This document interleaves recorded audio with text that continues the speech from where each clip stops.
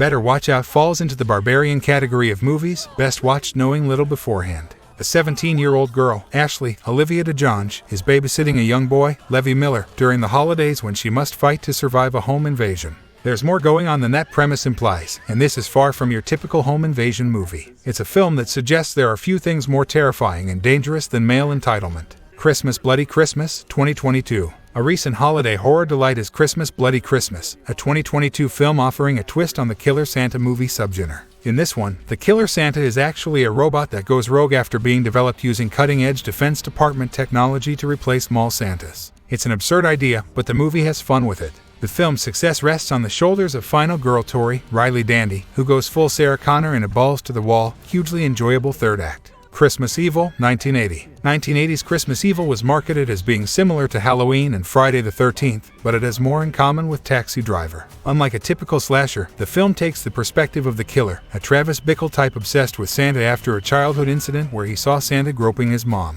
Also, unlike a typical slasher, we somewhat sympathize with the murderer. Christmas Evil has become a cult favorite, and John Waters even declared it his favorite Christmas movie, claiming it's a heartwarming film for the whole family. Silent Night, Deadly Night, 1984. Silent Night, Deadly Night is another Killer Santa movie where the murderer is the main character. But this one is sort of like if a Friday the 13th film spent its first half as a character study of Jason Voorhees before the rampage begins. It follows a man, Billy, who was traumatized when a murderer dressed as Santa killed his parents, so years later, he begins killing people dressed as Santa himself. The first half is somewhat slow if you're just looking for cheesy slasher goodness, but a bonkers second half makes up for it. Though it has since become a cult film, Silent Night, Deadly Night was so controversial in 1984 that it was pulled from theaters after a week, but a scene in the sequel where a character screams Garbage Day has earned a place in the Internet Meme Hall of Fame. Krampus, 25th Black Christmas, 1974. Black Christmas isn't just a great Christmas horror movie. It's mandatory viewing for horror fans in general, as it was crucial to the development of the slasher genre. Indeed, the film, which follows a group of college girls terrorized by a murderer during Christmas, was one of the earliest slashers, predating Halloween by 4 years.